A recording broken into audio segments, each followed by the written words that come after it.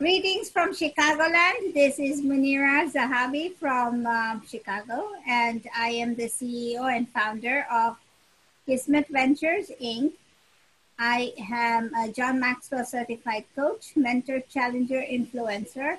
I am also a value-adding individual where I find people who are adding values, and I put these videos that I do on YouTube under Munira's Musings, and I find people who are instilling value in other people's lives and enriching them.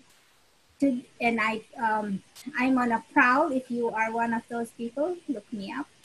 But my guest today is Lance Beste from Auckland, New Zealand.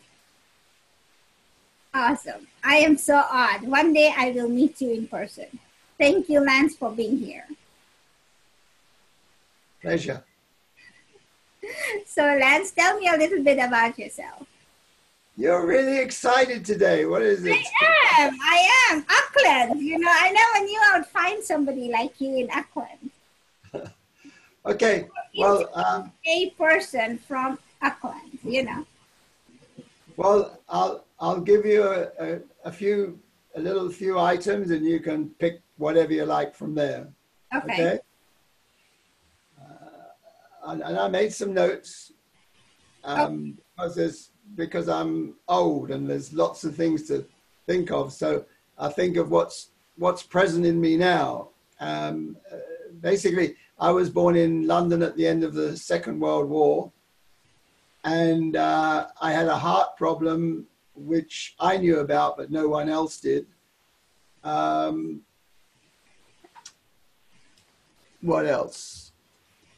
I was very early on put in kindergarten, and then my brother tried to kill me, and then I went to boarding school at about 2 years old in Brighton. So I was born in London and I went to Brighton. I spent about 5 years in boarding school. And then I came out of that and went into a Christian school. And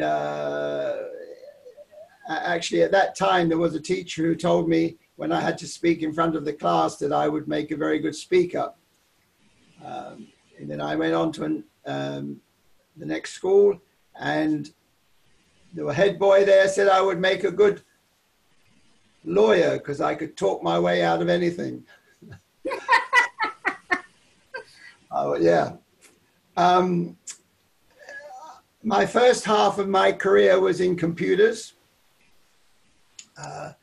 and I got to a pretty high position in computers. And then I got into personal growth, helping team building, conflict resolution, interviewing people, all sorts of things. And I'm still running workshops. And one of the reasons I've come out of retirement is because they get excellent feedback. I get excellent scores. And I love it. I enjoy working with people. And one of the things that does drive me is nobody should have to go through the sort of childhood that I did. Nobody. Aside from that, I've had a good life. I've been lucky. I've had some amazing things happen. Some things that you can't talk about because people wouldn't understand them. They're sort of out there. And I sort of love my life. And at the moment, I'm mostly in Auckland, quite a bit of time in Melbourne because we're half moved there. And also I spend about 1/6 of my time in Singapore. And I've traveled quite extensively. That's awesome. Pick whatever you like. So let's talk about you coming out of retirement. Yes. Why are you out of retirement? Well, life is about doing what you love, what you enjoy doing. And when I run my workshops and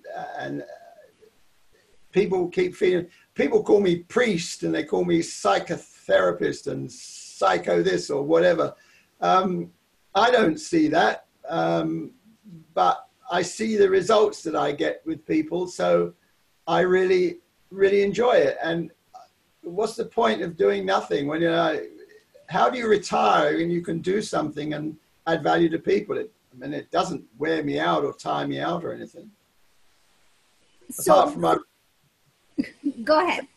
I was going to say, apart from when I run workshops, when you've done 4 days on the trot, you need a break for a day. So that's awesome. But tell me what you teach people. Okay. Well, how I work my workshops is the first thing I do is build trust with the group. So I can ask them anything, and because there has to be a sort of freedom if people are going to move past barriers and things that get in their way. So I don't need any notes to run my workshops. I look at where the people are. My content comes from the people that are there, and I modify the workshop to fit the people that are there so that they can get maximum benefit out of it. Okay. So somebody walks away, most of them have more confidence. They've all spoken up in front of the class. And let's take for example, there was an Indian lady who's 25 years HR manager. She learned one thing. She didn't smile much. And she wrote to me 3 months after the course and said, changed her life. That one thing, smiling. It's a pity, isn't it, that you have to teach people how to smile? We don't teach them how to smile, and it isn't just about me because they get feedback from everybody on the course. Okay. So, and they also play a game that I invented, which gets them communicating. So, hey, whatever you do, you're always communicating. That's true. That's true. You're communication. Even if you're saying nothing, you're communicating. That's so true. And if you want to read Facebook, I mean, I won't make comment, but I could be very judgmental, and I do hone in every so often and upset a few people just by trying to seek clarity.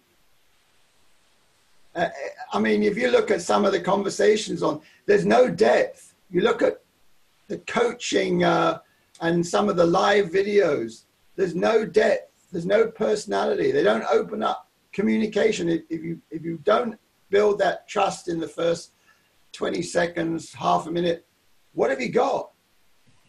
Nothing. You know, exactly. And so I came out of retirement because, there's a lot of wonderful coaches. It would be helpful if they really looked at what they were saying and how they were saying it. So I've put myself out there to help people if they want help. If they say, hey, what do you think of this? I'll be there. And it's not a matter of money for me. It's a matter of love for my world, our future. And the way we're going is like, and there's a lot needed. People, they could get so much more out of life. So why do you think that is? Well, the most important thing is we've got a lousy education system.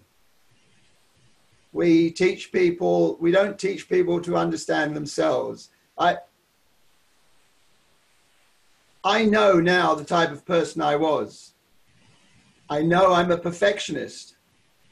So because I know that, I can accept it. I can recognize it when I'm being it, if that makes sense. So I have choices. When I know I'm not going to change the core, but when I know I can learn to change, I can learn to correct and so forth. I've done 30 plus years, 35, maybe more years. I've read hundreds of books. I've done every kind of workshop you can think of. I've had all types of therapies you could think of. You name it, I've done it. So I understand myself more. But we don't get anything at school. We don't, if anything, children at school get more protection than ever. And we get a lot of disasters. And there is so much that we could learn, help children when they're in school about learning to be themselves. And then you look at things like crime, hospitals, they're all filling up. We don't do anything to help children understand the implications of what they're doing. That's why I do what I do. So what's your target audience and who comes to your workshop? Well, I've never marketed myself, funnily enough. But in Singapore, they invite me back twice a year to run workshops. They do all the stuff. I turn up and run it. Apart from that, I've got a website which I've put up, and there's a whole heap of information on my website. Loads of information that's taken years to learn and so forth.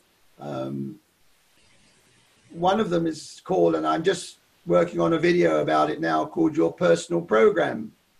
And when you understand your personal program, it changes your life. When you realize who you are and what you do, and you have all that information. Because what you do is what you do the same thing every day. When you get onto a video, it's the same you. And I started to recognize in people that their habits are as visible. I used to sit in a room and used to go to a meeting with a men's group. And I said to somebody once, I'll tell you exactly what they're going to say when they come in.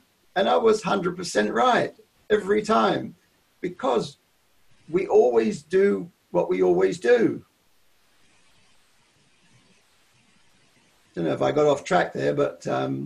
No, you're right. But you're right, because see, you're very observant also. If you are seeing people in that light, so you know what they're going to say next. Or if you're going to a group meeting and you know what they're going to order, right? Like who's going to order the soup or who's going to order the salad. I'm like that too. And so I see what you're saying. But the thing is that when you have people come to you and when you do the workshops in Singapore, is this a company related or is it government? It's the Institute of Management, Singapore, and it's a university as well. Oh, okay. Yeah, and they're usually executives of some kind. Yeah. It seems like the executives need more training these days. Well, if you look at my website, you'll see some of the things. I just produced an intro that's on there for the workshops, and it's got some examples of what can happen on my workshops. So, for example, there was an icebreaker, K-pop, because somebody in the audience, that was their thing. So let them do what they're good at, you know?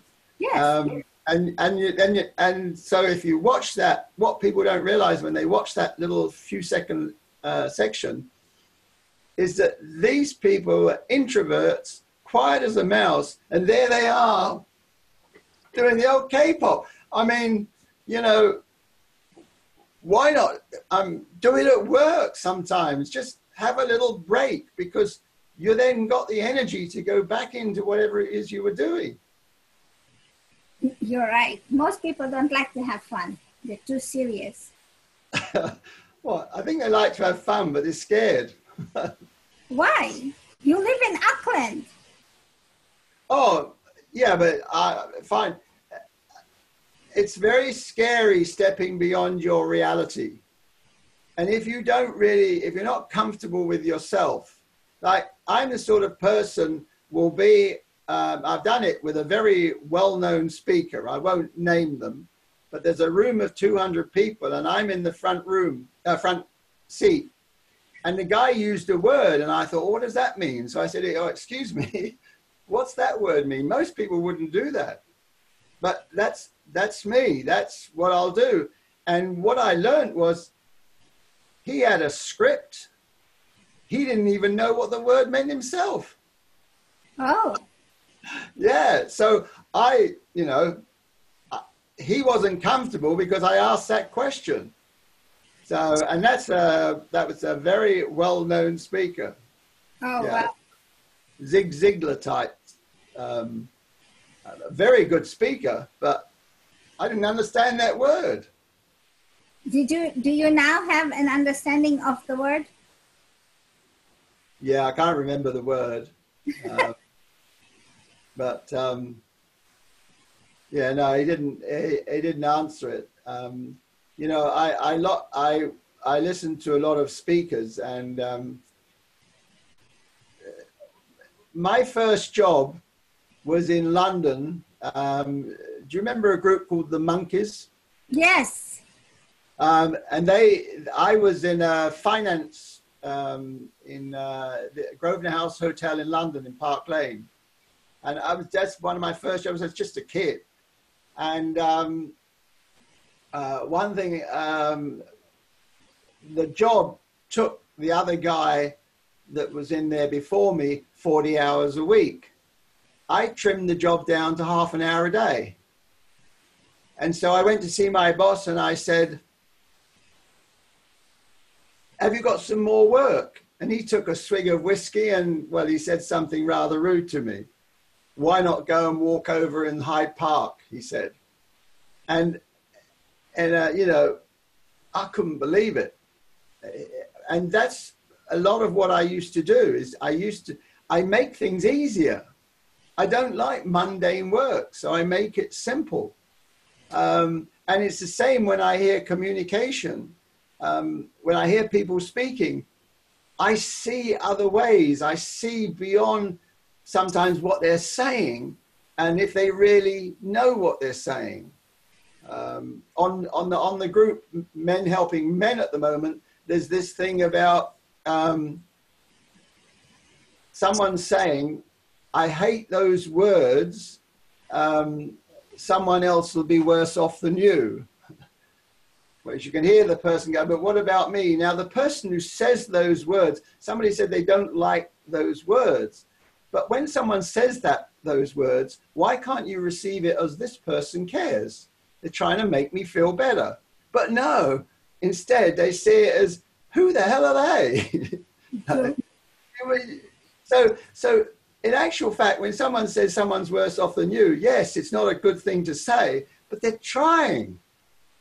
They don't know how to, they don't realize, you don't know that until you know what it's really saying. How will you ever know? You're right. You're right. Oh, don't say that all the time. I don't know. You're right. What I love the shirt you're wearing, it says communication. Can you stand up and show me? Communication and use. Is that your program?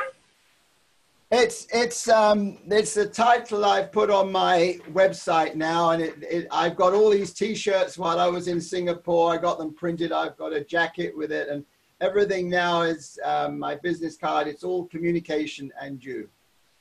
Awesome, that's great. Yeah. I like that because I feel you and I are on the same plane because I think communication is needed. I worked with a client, and every time I walked into his office, he would be on his phone and he would be, and I don't know what he did on his phone. And he, of course, he was younger to me. So one day I just went into his office, closed the door, and I sat down without him asking me to, because usually I asked to sit down. And so he was on his phone and he goes, "You're not speaking." And I said, "The way I communicate is eye to eye. I don't want to see your finger moving on your phone because I want to talk to you." But he goes, "I've told you this." I said, "No, because we talked about this 3 weeks ago, and I've sent you the things that you're asking me again and again. It's in your email. And for 3 weeks, you haven't heard what I have said. So when I come in, I'm older than you, but you are my, you are my client. But even then, I want you, when I come in, I want full attention. So we're talking. I don't want to be doing the same thing again and again. And he was pretty taken aback for a moment. And then he left his phone and he looked through his device and we had a good discussion. And I said, so when I come back into your office next week, then we can have the same kind of discussion, you know. So that became a accountability thing or a necessary evil, if you will. But Absolutely. But the thing is that we have these devices. Even our kids don't listen to us because they're so engrossed in their phones and their fingers are constantly moving. So I have a personal pet peeve about communication, but also I come from Kenya and I spoke English because that was the curriculum there. So when you came to United States, there was a lot of things that you had to relearn because the boot, for example, you know, on a trunk, it's the trunk in America. And when I tell people it's in the boot, they just look at me like, I don't know what you're saying. Yeah. You know, things like that. Yeah, yeah. So there are a lot of things that you had to learn. I mean, there's still some American colloquialisms that I don't understand. So I ask people what they mean when they say it, and they look at me. So I could write a book about those things too. But, I know, it's amazing. The biggest issue people have today is listening. True. That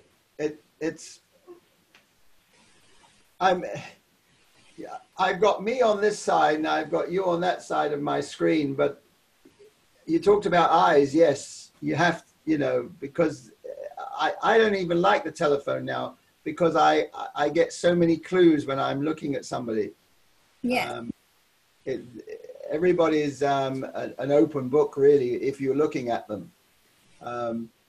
I feel sad when I go for a walk with my dog. On some days, people, they're just not connected. You pass them, some people, hello, and other people, they're just not in this world. You don't exist, and you don't know what the issue is, so you can't, there's no point in being judgmental. But it's sad. If you're out for a run with your dog or whatever, you think, as I came past, you might say hello. So I make an effort to say hello to people, but sort of, it's so sad. And school children, why do we have so many children who can't, you get some that are brilliant. I'll tell you a story once. I do a thing called a conversation audit, okay? So it doesn't matter what size organization you are. I'll go in and you pick a few selected people from around and I'll have a conversation with them and build up some trust. And then they'll tell me everything that's going on. And then when I report back then to the person at the top. And they then know what's actually going on, what they're really talking about in their organization. Well, I did this with a school once. A headmaster, principal or whatever, wanted me to talk to some children, some admin and so forth. And I had this group of, I think it was 6 girls, little things. And every time I asked a question, this same girl pipes up with the answers, and she's a really good talker. So after a while, I just went, can I ask you a favor? And she said, yeah, sure. And I said, would you give some of the others a chance to answer the question? And she said, oh, certainly. And she sat quietly. And then a little bit later on, she said, can I say something? And it was beautiful. If only adults could take it like that, And she was a lovely girl. And, it's wonderful. And And the end result of that report, I wrote a report and I said, the school's going fine. It was a new school. She said, you're doing a really good job. I said, you do have one problem teacher. I'm not sure they're committed. And do you know what? That teacher left a month later. Oh, wow. I used to love doing those. Conversation audit. I made that up. But I like that. Can I steal that? Of course you can. Anything on my website. Look, if you were to join my group, Communication and You, on Facebook, you can say what you like. You can advertise. There's no restrictions as to what days. If I don't like it, I'll tell you. I won't just kick you off. I'll tell you, no, that's not appropriate for here. And I will do some monitoring, but I'm not going to put restrictions on. I want my Facebook group to be open for an opportunity for people to, and Communication and You covers everything. So, you know, I want people to enjoy it, have fun. I'm fed up with all these sayings that keep floating around. That's more me, because I've read them so many thousands of times. You probably have too. And it's like, I get, you know, 100 and whatever notifications, and 90 of them are, I don't know what people obviously don't have a life. Do they realize you can see by what they're doing, what they're saying, that you can read them like a book? Do they realize that? But Because they're communicating. Huh? But they're communicating. Yes, but a lot of these people call themselves coaches and communicators. Well, and so there's so many people who don't know what they're doing, right? As well. Yeah, well, most of us, isn't it? You already have your niche down. Huh? You already have your niche down. What do you mean? Sorry.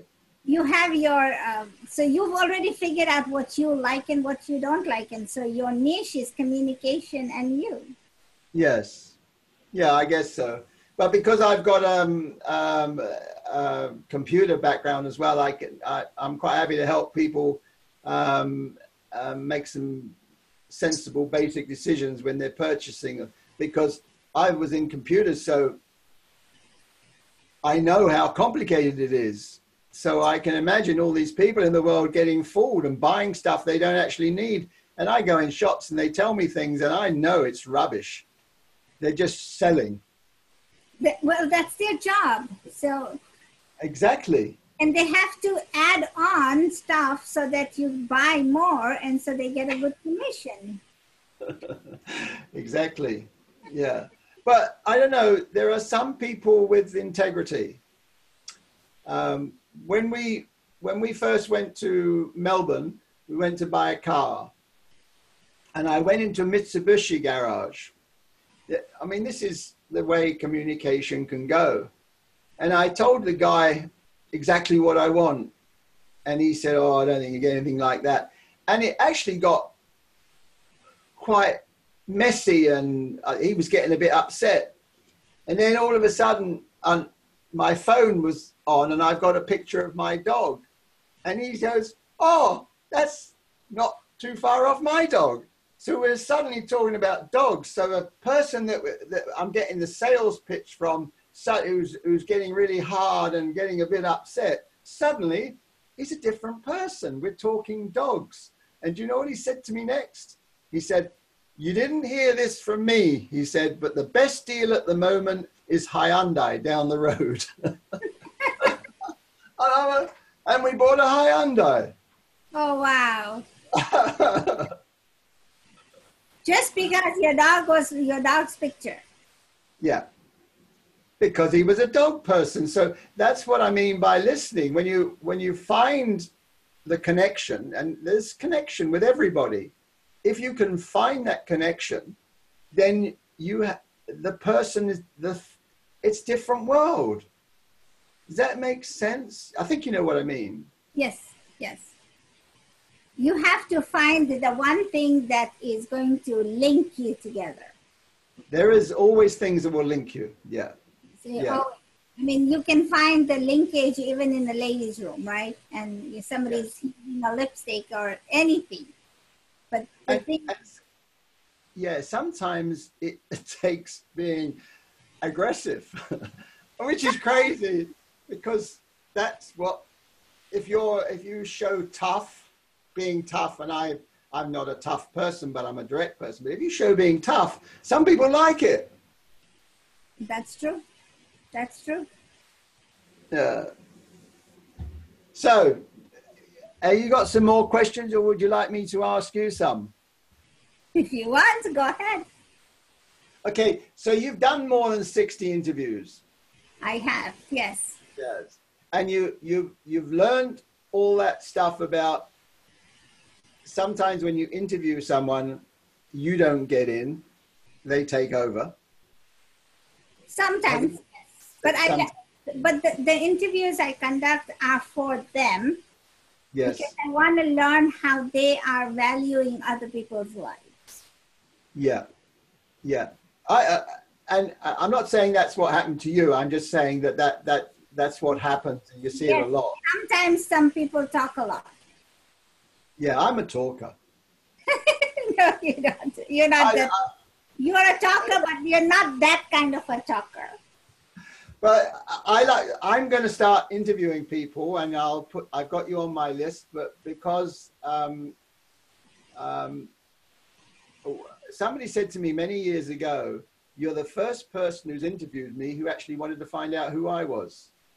And I thought that was a sad reflection on interviewers, that nobody really wanted to find out who they were. They just wanted to find out if they get the job because they're an employment agency or something. Well, that's what the HR people do these days, right? They don't find the person. And you know, as a person, that you could bring value to the company if you are being interviewed for a job. However, sorry, go on. However, go ahead. I'll let you pipe in now. I was just going to say, I trust that I've got some integrity. And so I got a good reputation. One, when I was in charge of an IT, the IT part of a large company, one of the largest here in New Zealand. I got a reputation for building a good team. Because and when I did interviewing for other people, people liked the people I got them, because I was looking at more than just, you can teach technical stuff to people, but it's about having a good fit. So when I employed somebody, I looked for the technical, etc., to see what the skills they have, but I also looked for the person fitting in, because I think that's more important. Because if you put one bag egg in any group, you're just going to cause damage. You're just going to cause problems. So I think there's an element of integrity, whereas with most people, it's a numbers game. Yes. The more people you get in there, and so on. Anyway, I'll tell you, I've shared this story, I think. Well, there was a woman I interviewed years ago, and she asked me if I would do the same thing with her husband. Okay. And I said, why? And she said, well, he's thrown his tools away. He's given up on life, and he's about to commit suicide. And I said, I can't do that. That's not my expertise. There's just no way.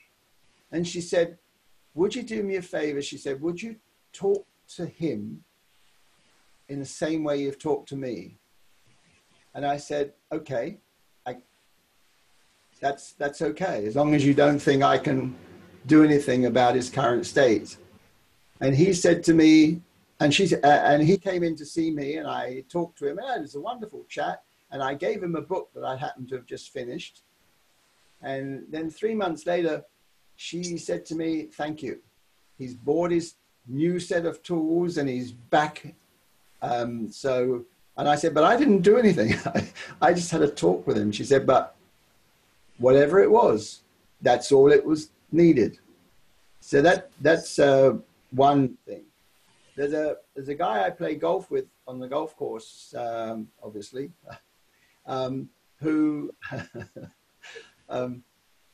he's always swearing and he's always putting himself down and everything. And I said, Dougie, do you realize that if you actually said some positive things and laughed when you make mistakes, you'd actually might even play better instead of beating yourself up all the time? And the next day he played, he got 6 under his handicap, which just goes to show how quickly some positive thinking. That's not to say negative doesn't appear, because you can't live a life without negative. It's understanding the difference between positive and negative, and that you're going down a river. If you focus on either one, you're going to be stuck on the river. True. But if you accept that there's a positive and negative, and I said, when with your golf, you don't own the ball.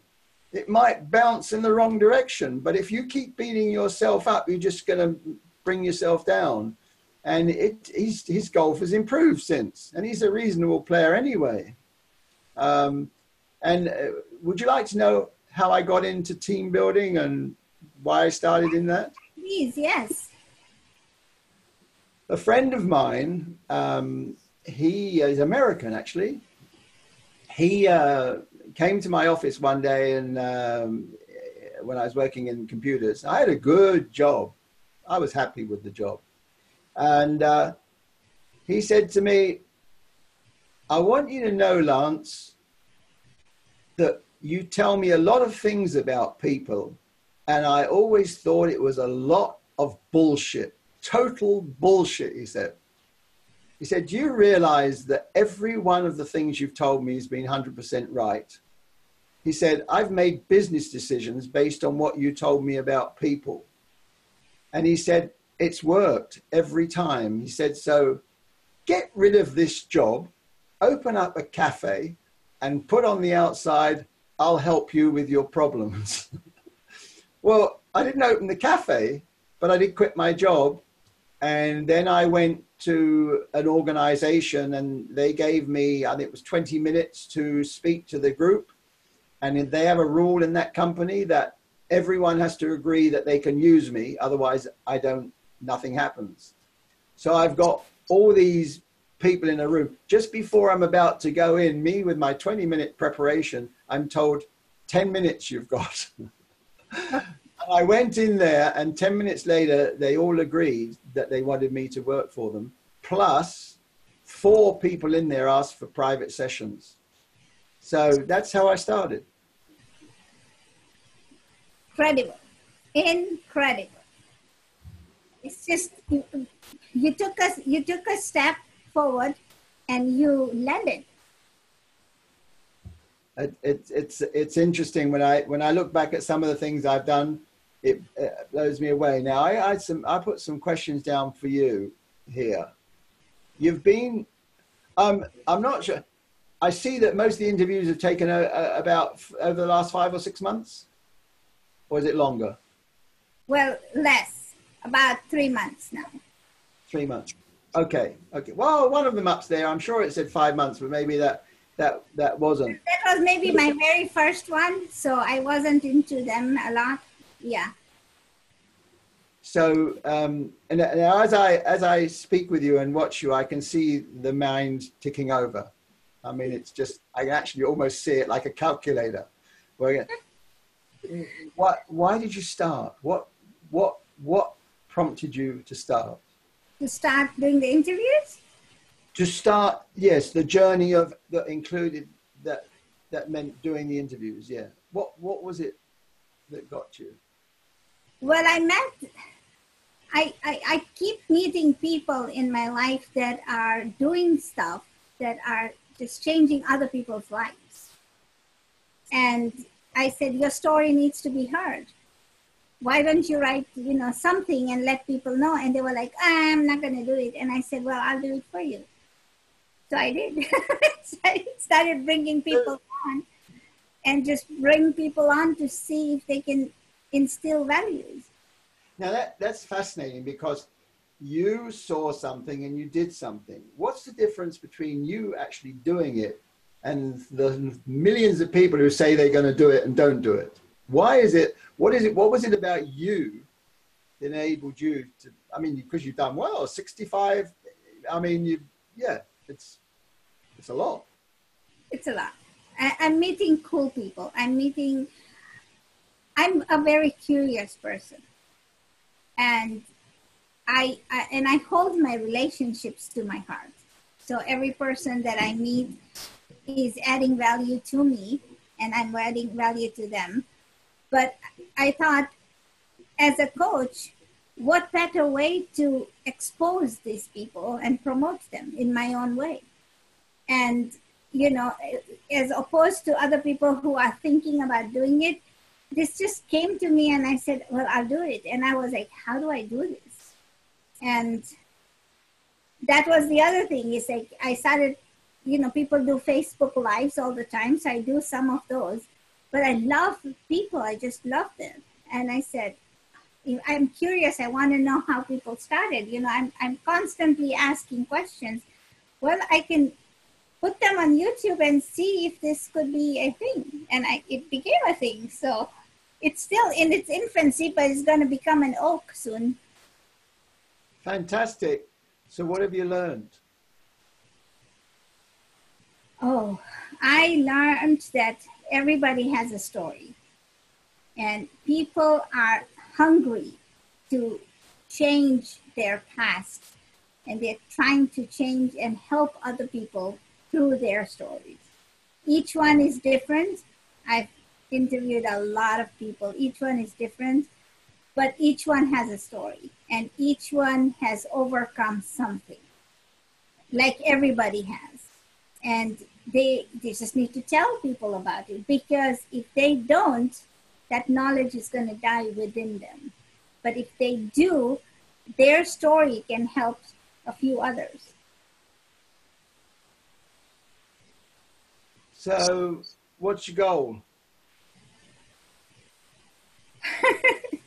One day I'm going to be on Steve Harvey's talk show. That's going to be that's my number one goal. Number two is I want to be recognized as a coach, but I also want to be recognized as that person who allowed that person to be the first break. You know, you need that one person to give you that break. And if, like I met the other gentleman, he goes, I've been thinking about, this is my first interview and I've never done this before. And I said, well, you have to start. So start here. And we went back and forth before I could post his interview. And he finally, after 5 yes, 5 no's, 5 yes, he goes, just do it, Munira, just do it before I change my mind again. But the thing was that my first interviews were very rusty as well, and I wasn't confident. But as you do them, you become confident. I mean, everything in life, even a baby, when they're trying to walk or crawl, they still have to fall before they have to start walking. And just like that, I stammered a lot. I still do, sometimes because I'm just so excited about people, or, you know, because I forget what I'm doing and, you know, I stammer. But in that moment, I just keep going because you have to keep going. And that gives me that just keep going. Fantastic. I made a decision long ago that if anybody asked me to speak, I would say yes and then work out how. I wouldn't think about the how or whatever. I would just say yes. And then I got myself into, because being someone who keeps his commitments, unless he finds this other information that means I need to change my mind, because I think you're allowed to do that. But I just said yes. And then I just looked at how will I do it. And I found that I'm a Christian and I live Christian principles. And I found that I'm supported. When I say yes, then I get in the shower the next day and all this stuff starts coming to me. And as long as I write it down and make a note of it, I know it's there for me when the times comes to speak. See, and that's the thing is like I lived in the negative for a long time. And Okay. like your friend, the gopher, I lived in the negative for a long time because I attracted negativeness. But as Yeah, go on. but as time went on, I am learning to change the yin yang to the positive. And as I do that, it's welcoming and it's attracting new stuff. I mean, these 65 people, half of them I don't even know. I mean, most of them I don't know. But as I learn and I call to them and say, I want to interview you, people just say yes and they schedule timings. And Fantastic. that's why I am blessed and very humbled that you want to spend time with me, you know? I love talking to people. You can see I'm getting into the mode that I love most, which is asking questions because it shuts me up and I can listen to people. And so tell us a little bit more about the negative. My childhood, you know, I see my grandchildren with my children. And every little thing that the little ones do, my children give them the positive affirmation. Yesterday, we went to see the fireworks. And my granddaughter, who is visiting me, she asked me for, I get one of the glow sticks. And yeah. my son said, you're not going to get it. My son, who is her uncle, says, you're not going to get it. And, that hit me home very much because I asked my granddaughter, I said, would your mama have bought it for you? And she goes, no. And then my son said, if she had bought it for you, Nana would have said, you already have one, why do you need another one? So there's no winning with this mother, you know. And what he said that was because I never, I never had the money to give these things to my kids when they were growing up. And two, to me, it was like they'll play with it for a few minutes and throw it away. So why do I want to buy that for them? So that was my thinking. But as I was growing up, there was no positive accolades that were given to me by my teachers or my parents because it was that era of the 60s where you never gave accolades. You know, you had to be seen, not heard. You were always prim and proper, but you were never given the accolades of good job. You know, the good job came on your report card once a year. So the negatives, because everything that was pointed out was always the negative. You did this. This is what you did, or this should have been done this way. Never, okay, you did this, but next time do it this way. It's the same matter of, like you said, communication. It's a manner of communication, but it's said differently. And it changes a person's thinking. So I was always brought up in negative. And my marriage too, because my husband was always, you can't, you cannot, why, how, what are you thinking? Always the negative. So it has taken me almost all my life now because I lived in that and I manifested that. I have had to change that in my head and create a thinking of positiveness and change and just, remove the negative. And it is hard work because it's not, even if you close the door on negative, it's right there. The other day I was watching a cartoon. I like cartoons. So Pink Panther was on. And it had this cloud that it followed Pink Panther wherever. And yes. Where Pink Panther went, it just rained on him. So, and so that reminds me of negativity with, it's like that. It's there with you all the time. You just have to think positive and say, I have an umbrella, you're not coming through. I'll tell you some things that you'll find quite strange, but you'll understand. I wasn't allowed to call my mother mother or mum. I wasn't allowed to call my father father. I never knew their age. They would never tell me. When I went to my father's brother's funeral, that was when I found out he had a brother. When I went to my cousin's wedding, that's the first time I found out that my mother had a sister. And by the way, my father was an atheist. My mother was cast out Jewish, and I went to a Christian school. Okay, so I got quite a confusing upbringing.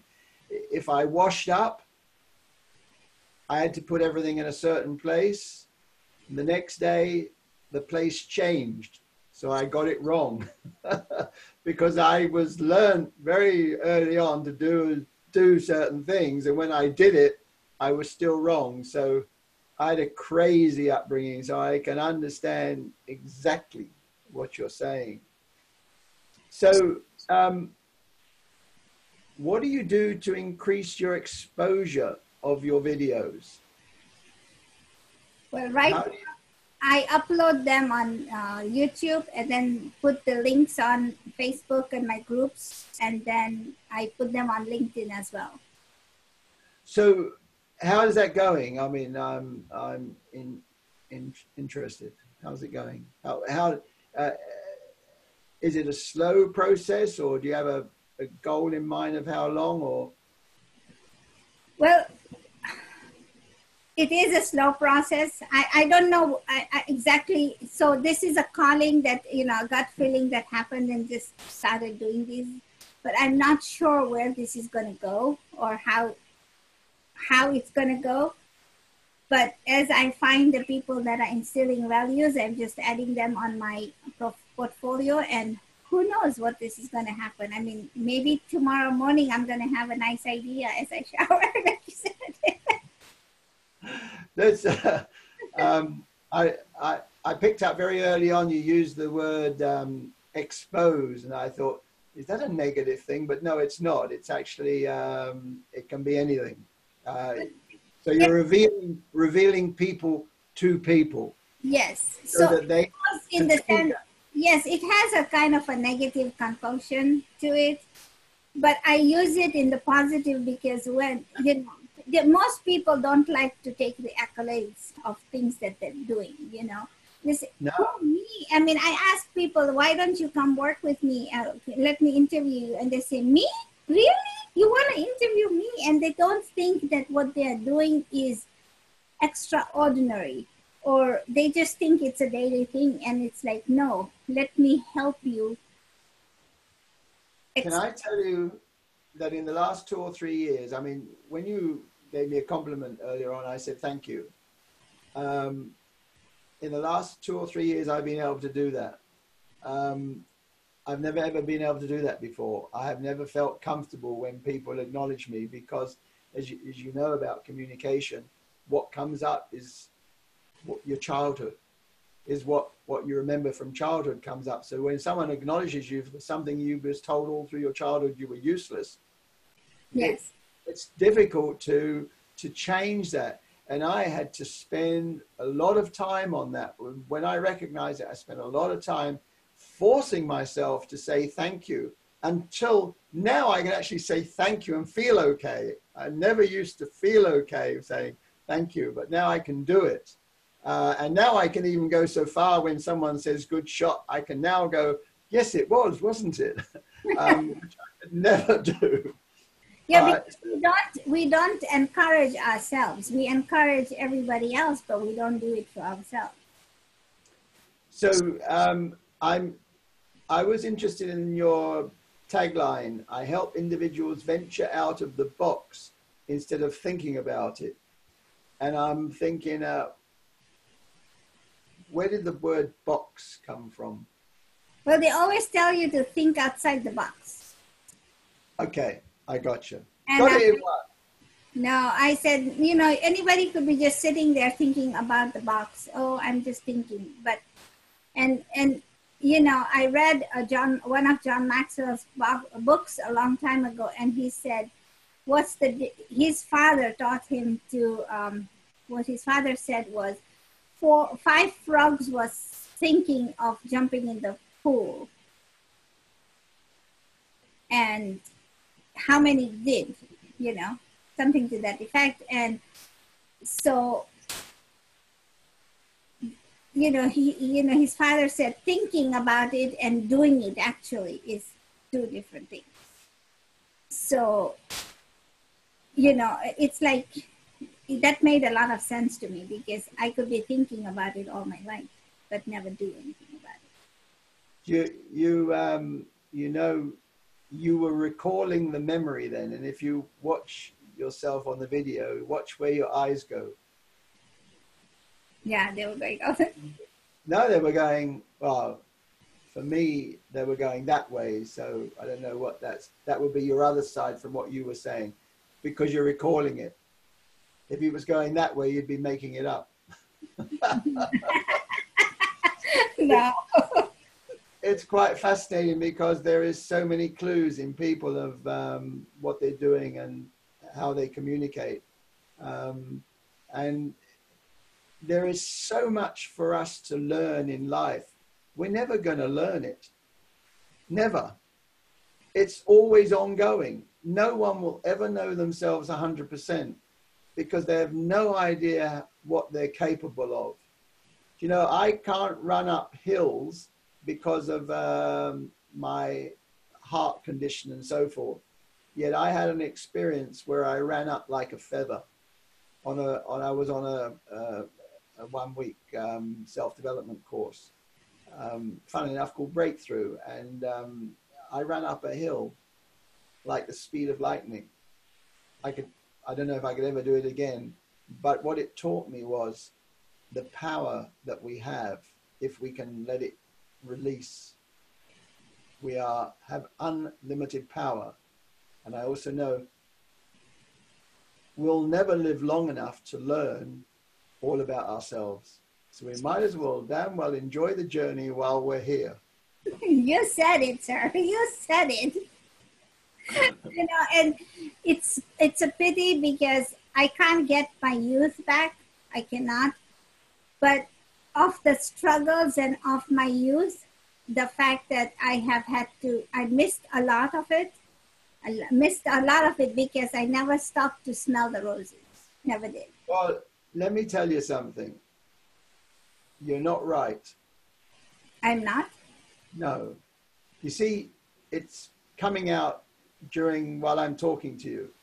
Your child is still there. And I actually talked about this on Facebook the other day. Your child is still there. My child is there. My child loves playing. My child was damaged and all sorts of stuff when he tried to play as a kid.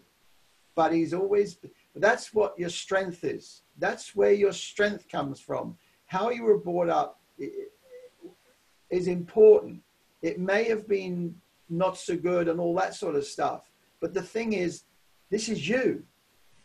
You came from that. Your strength, your power, what you're doing now, it comes from that.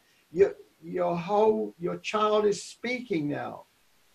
Now, I don't know if that makes sense. I'm not saying there's an immaturity. I'm saying there's a mature person allowing their child to express themselves, because that's your fun, that's your pleasure, that's your enjoyment. So I can't look back and say, I know it was a horrific childhood and I don't want anybody else to go through it, but it is me. That's true. Accept it. Go with it.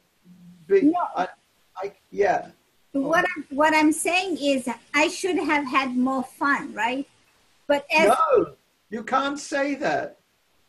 I want to share your story, all right? Okay. When I was a little boy at boarding school, I can remember this quite well. A lot of my childhood I can't remember, but I can remember this really well. I haven't seen my parents for a year or whatever it is, and I'm going to see my parents. It's Christmas.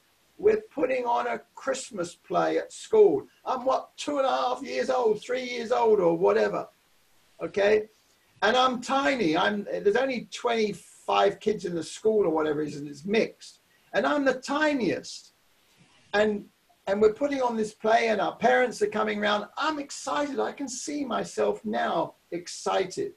All right. So there's this piece of string hanging from the ceiling and all the kids are running around and going like that. All right. Me, that's a challenge because I can't reach the string. So all of a sudden, as we're all running around playing, me jumps up to go like that and grabs hold of it. It happened to be attached to all the scenery for the play about the three wise men that we were about to put on. And I pulled all the scenery down. Little me. Now, get this. Little me is having a ball. Happy as Larry. Really happy. All of a sudden, I'm castigated, smacked, told off. My parents turn up and they're told, take this thing away. You imagine what it's like as a kid. Here's a kid who's enjoying himself.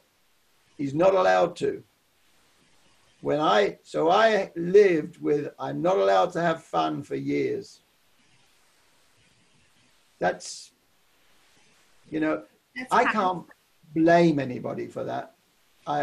You have to forgive people. You have to move on. But at some stage, I had to learn and understand that's what I created for me. I must be responsible for that. And so a lot of the work I've done, something like that, I've been able to understand. So now people often don't understand my English humor and so forth. And I can be really cheeky and have fun. I see silly little things like on the Men Helping Men, somebody put down something about us men. And I responded with, oh, I don't think American men should have it all. I think it should go to the rest of the world because us is also US, you see. And I see things like that, and some people get it. And sometimes when I say things like that, they have no idea what I'm talking about. That's true. That's true. But that's clever. Yeah, but I can tell you, I think in a way I was intelligent. That's what enabled me to survive. I think that's the only, I haven't come up with any other solution as to what I was clever enough to, and why I learned how to understand where people are coming from. I had to survive. That's where I think the skill that I have today came from. I had to know what could attack me at any time. My brother, I've got scars in my head. He's tried a few times to break me open. So I had to learn to, so I'm pretty perceptive. When I'm driving, for example, I know almost everything that's going on. Yeah. So that's, and I want to tell you that I watched, as I said, a few of your interviews to see how you were at the beginning and so forth. And I can see the growth. I can tell you that. And I can see it now. I can see that. And I think there's more to come. I think you have to allow yourself a bit more freedom. Let go of some of the notes you've got there because you've done it enough times now. Start relaxing even more because you've got it. And when you let yourself go now, look at your face now. When you you're just more, you're more relaxed and it flows easily for you when you get to that. It is. Stage. It's getting easier. Yes. And we've probably been talking for what, an hour or more? I don't know. I haven't looked at the time. Almost. When's your next interview? Tomorrow morning.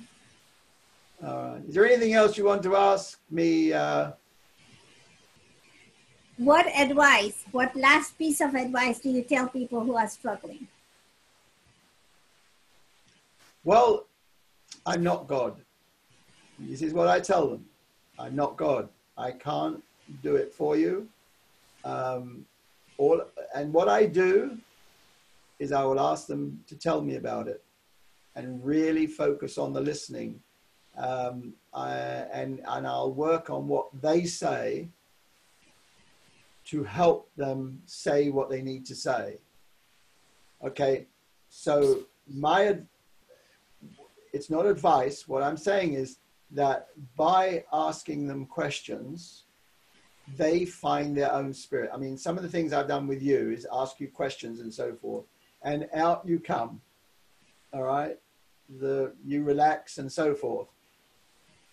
I'd advise any coach, anybody with people, is get that listening. Now, and I'd also advise any coach, don't put these things up that tell you can fix everybody. You can't. If there's any advice, actually, if I think about it, I give to people, is there is a solution for you, but what that solution is, only you can find out. Don't take into what people tell you to do. Don't go to a coach who has a structure. You know, I hear people talking about they're so fixed in what they're going to do in their structure. Yes. It isn't like that. We're all different. So the only way I will learn your difference is by asking you questions. I don't know if that answered your question, but that's where I come from. To know you, I have to answer questions. I can't tell you, advise you. I can advise you with your computers and say, well, this, but I won't tell you what to buy, but I will. I never tell golfers what's wrong with their swing. Never tell them how to do it. I say, I noticed this, I noticed that, but I can't tell you what to do. You know, there's 1,001, million-and-one, and billion, and actually there's 8 billion ways you could do things in our world. So it's so important. Now that's the advice. It's so important to find out about what works for you. And it isn't just because someone says, oh, I can do this, I can do that, or whatever. That's just rubbish. They're talking rubbish. I don't know you, you know. I could say to you, peanuts are good for you. You know, eat peanuts. They'll make you healthy. Somebody's son, it would kill him. Yes. Yeah, people are allergic to nuts, yes. So we don't know. You are the one that has to know yourself. When you know yourself, you'll know what's not working. For years, I've always laughed when a doctor said, how are you feeling? I said, how do I know? So my advice to anybody would be, get to know yourself. Get to learn who you are. That is, thank you. Love yourself. Yes. Love yourself. Yes. It's a pity nobody is doing that a lot. I don't want to say that because it's negative, you know. Well, it's a pity. But we, like you said, we need to learn ourselves first. We come first, then other people. I look at it, I'll give you a positive way of putting it, you know, because I try and take need out of it because I don't think anybody needs anything. But I'll give you a positive. I hope this, I'm not trying to upset you, but I'll give you a positive way to say this. I'd love to see more people getting more out of their lives, more of what they want, and not get attached to what other people think. How about that? Saying it that way. I'm gonna use that. Whatever, you can use it. If you want any whatever suggestions or whatever, hey, you just have to send me a line. You got the PM. You'll find you can connect with me through my website. You know, just ask your questions. If anybody wants any help, wants to review a video or whatever, no charge. I'll give a session for free. Okay. I have a system now whereby, because I assess where people are.